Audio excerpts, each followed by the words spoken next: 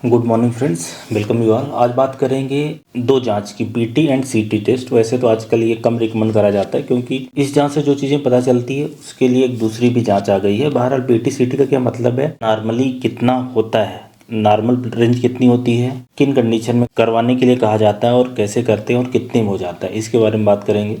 तो सबसे पहले बीटी की बात करें तो बीटी का मतलब होता है ब्लीडिंग टाइम, मतलब कि ऐसा टाइम जो निडल प्रिक करने के बाद या प्रिक करने के बाद ब्लड कितनी देर तक निकलता है, इसको बोलते हैं ब्लीडिंग टाइम। तो जैसे ये प्रोसीजर किया जाता है तो जो पेशेंट है उनको लैब में या जांच केंद्र में ही रखा जाता है।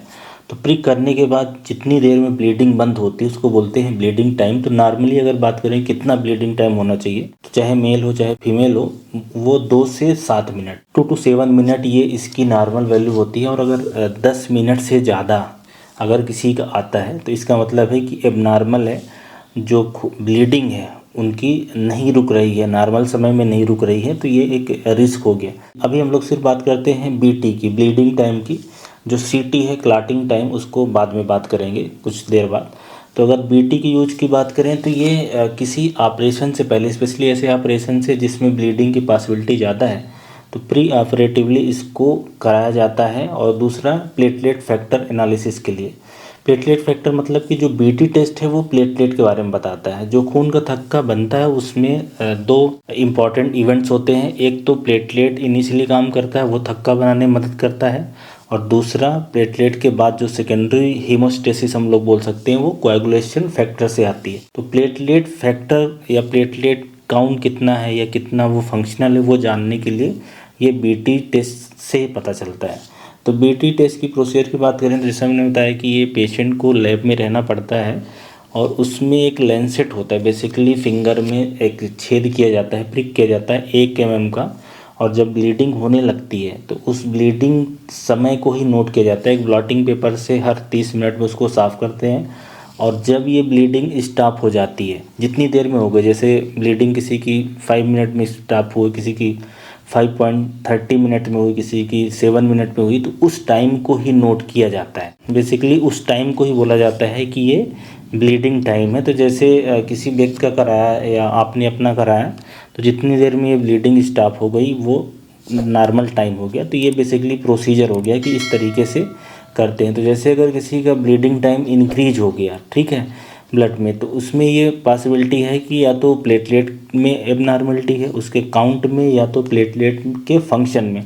काउंट ठीक है लेकिन वो अपना काम नहीं कर पा रहा है, थक्का बनवाने का काम नहीं कर पा रहा है। और एक तीसरी वजह ये भी हो सकती है कि जो ब्लड वेसल्स है उसमें कुछ एबनॉर्मलिटी हो, उसमें कॉन्ट्रैक्शन में दिक्कत आ रही हो, तो एक पॉसिबिलिटी ये भी है। बहरहाल अगर किसी का बीटी बढ़ा है, या हम लोग बात करें कि ब्लीडिंग टाइम बढ़ने के कारण की बात करें, तो एक तो लो प्लेटलेट हो गया, दूसरा ब्लड वेसल में डिफेक्ट हो सकता है, एक डीआईसी बीमारी होती है, डिसिमिनेटेड इंटरवास्कुलर कोएगुलेशन, जिसमें प्लेटलेट कंज्यूम हो जाता है, कम हो जाता है। देन वान विली ब्रेन डिजीज है, एक एस्पिरिन या एंडोमिथासिन या ऐसी कोई दवाई जो बेसिकली एंटी प्लेटलेट होती है, जैसे कि टिक्लोपिडेन या क्लोप्रिडोग्रिल, इस तरह की दवाइयों से भी ये जो बीटी टाइम है बढ़ जाएगा। और किसी को ल्यूकीमिया है, स्पेशली एक्यूट ल्यूकीमिया जिसमें प्लेटलेट कम हो जाए, या सीवियर किडनी की बीमारी है, तो उन सब केसेस में भी ये प्लेटलेट काउंट आपका कम होगा। और जैसे प्लेटलेट काउंट कम होगा तो बीटी बढ़ जाएगा।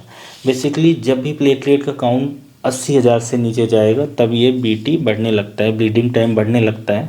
और जैसे जैसे प्लेटलेट का नंबर कम होगा वैसे ब्लीडिंग टाइम बढ़ता जाएगा। कहने का मतलब है कि 80,000 के नीचे प्लेटलेट जाएगा तो उस ब्लड फिर अच्छे से थक्का बनता नहीं है। तो ये तो हो गया बीटी टेस्ट।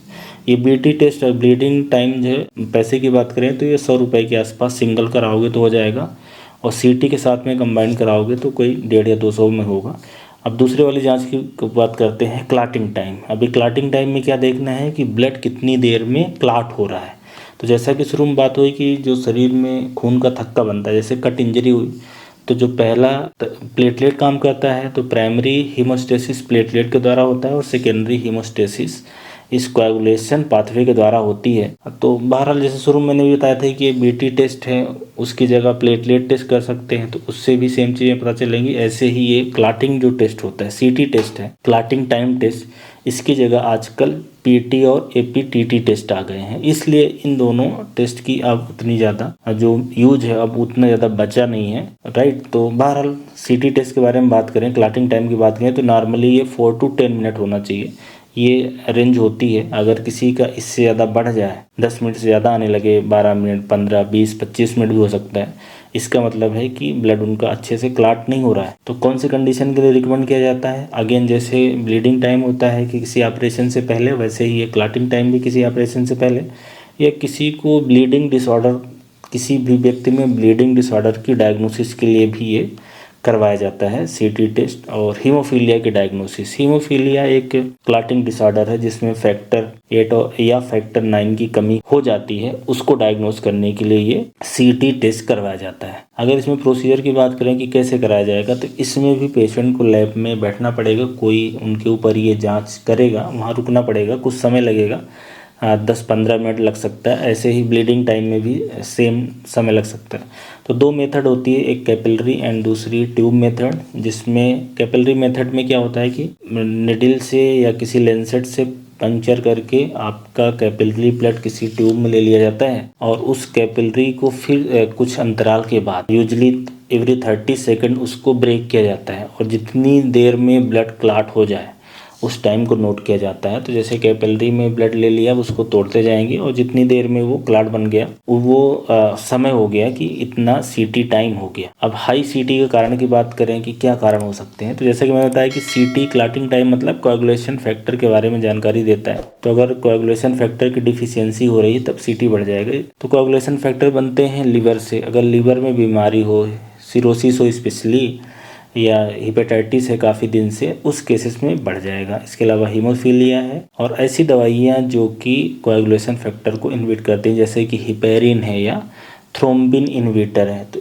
इन कंडीशन में सीटी बढ़ जाएगा।